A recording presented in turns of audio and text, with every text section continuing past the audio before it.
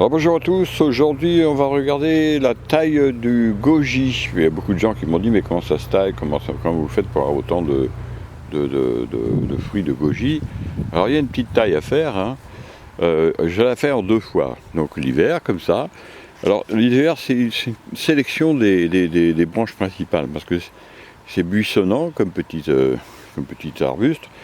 Donc il faut l'empêcher, si vous voulez, de se développer de manière anarchique comme ça. Donc il suffit de sélectionner les rameaux principaux et de les tailler au moins à la moitié, hein. Là vous les taillez, vous voyez, c'est assez simple, hein. Toutes les branches, eh bien, je les coupe même avant les bifurcations, de manière à ce que le pied de goji, eh bien, il soit... Parce que sinon ça va se développer d'une manière complètement incroyable.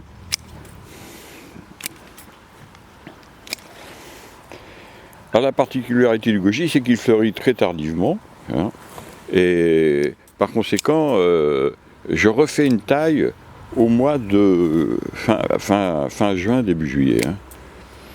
Et puis à ce moment-là, parce que là, qu'est-ce qu'il va faire? Ben, il va repousser, il va faire des grands rameaux. Il commence déjà à bouger d'ailleurs. Non, un petit peu, mais... Si, ça bouge un petit peu. Il commence à bouger un peu. Pourtant, là, il a fait froid là, pendant quelques jours. Mais, vous voyez, c'est assez facile à faire, hein. Ça, c'est pas un travail d'expert. Alors, je ferai un petit ouvrage, hein, sur le goji en fin d'année. Alors, pourquoi pas avant? Parce que je veux avoir un peu des photos pour que l'on voit le résultat de cette taille, hein. C'est magique, hein, le goji. J'étais assez surpris de voir comment ça fleurissait. Ça fleurit très tard en fait. C'est assez étonnant. Moi, je ferai un petit ouvrage. Alors vous savez qu'il y a des guides gratuits. Alors là, ce mois-ci, ça a été à l'Arbre vers l'Or, hein. Ces guides ont été téléchargés plus de 3000 fois. Donc vous voyez, il y a beaucoup de gens qui s'intéressent à la taille des arbres fruitiers. Et ça, c'est super.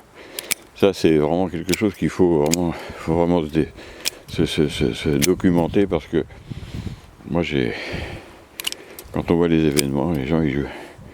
Ces présidents de la République ou présidents des chefs d'État qui jouent au cow-boy, ils me rassurent pas. Donc, être un peu en autarcie, c'est quand même pas si mal par les temps qui courent.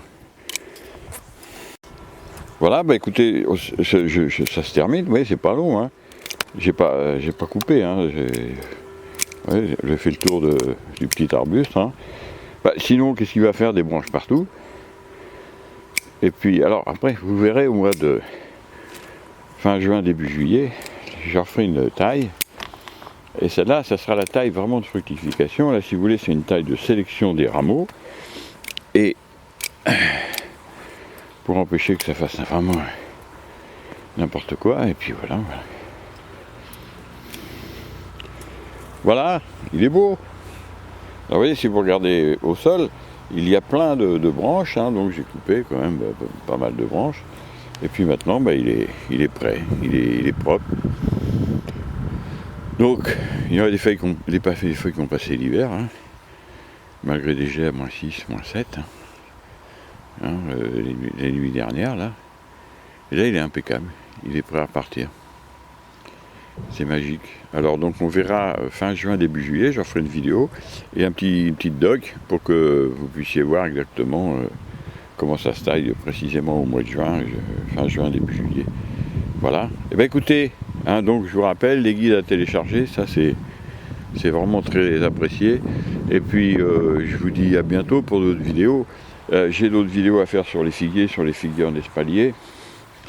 Et puis sur d'autres arbres, le pêcher, le cerisier parasol, etc. Et bien écoutez, moi je vous dis à bientôt pour d'autres vidéos. Au revoir.